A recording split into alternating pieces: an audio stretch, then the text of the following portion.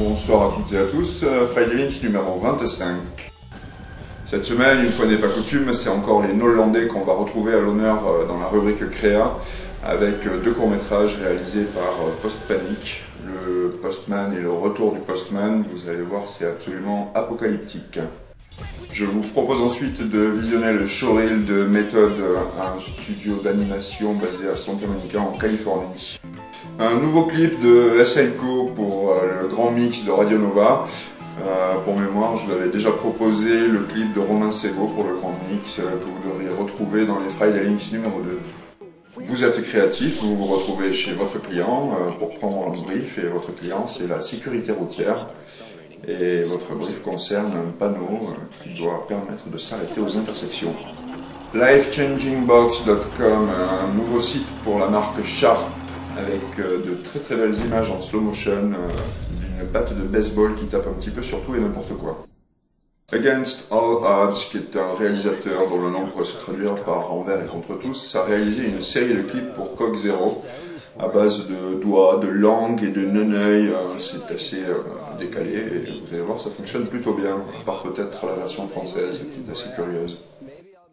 Côté actualité, cette semaine, la blogosphère se pose la question de savoir pourquoi Google veut-il racheter Digg. A priori, il n'en a pas du tout besoin et ça ressemble vraiment à un petit caprice à 200 millions de dollars tout de même. Sexy People ensuite, qui a fait la une d'écran des blogs de Libération. Sexy People, donc, c'est une revue des clichés de photographes, donc très pro, mais en même temps très kitsch, puisque basé sur les familles Adams des années 80.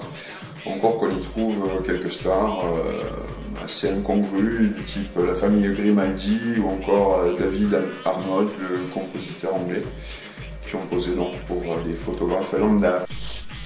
Nos amis les geeks vont pouvoir se réjouir grâce à ces toys en papier proposés par notre ami Damien. Un téléphone Cryptex, ça fait furieusement penser bien sûr à Da Vinci Code. Et c'est tout l'intérêt que ça a, parce que ça ne simplifie pas la numérotation, loin de là, mais bon, on sait que les geeks, plus c'est inutile et mieux ça marche. Je vous propose ensuite le Porncop USB, le Popcorn USB. Fâcheux lapsus. Vous allez voir, ça marche juste mieux qu'avec les téléphones portables, c'est tout à fait débile. Côté technologie, pas de prise de tête, je vous propose des t-shirts pour vous habiller cet été. Des t-shirts qui mettent en avant les valeurs sûres de la science. La veste Cyrano ensuite aurait très bien pu se retrouver dans la rubrique geek. Ça va vous habiller, mais surtout ça vous évitera pas de prendre une veste. Côté utilitaire, je vous propose Calameo. Calameo est un site de partage de documents dont on peut se poser la question de savoir pourquoi il ne marche pas mieux que ça, parce qu'a priori c'est plutôt bien fichu, ils ont tout compris au Web 2. Alors bon, on sait pas, peut-être le nom, Calameo, calamiteux, je sais pas. Enfin, faites tourner, ça peut servir. Pour faire le lien entre l'utile et l'agréable, je vous propose de découvrir, si vous ne le connaissez pas encore, Jamendo. Jamendo est un site de partage de musique sur lequel les artistes mettent leurs créations libres de droit ou en tout cas sous licence Creative Commons. Un tout petit morceau de breakcore, c'est un petit peu speed, mais vous allez voir, le clip est absolument génial. C'est Lego Band et c'est interprété par Vincent Snares. Enfin, on va conclure avec 3 morceaux de The Bug, merci Julien.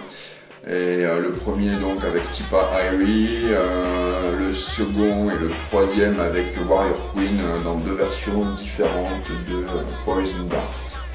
Voilà, on se quitte là-dessus, je vous dis bonsoir, bon week-end et à la semaine prochaine.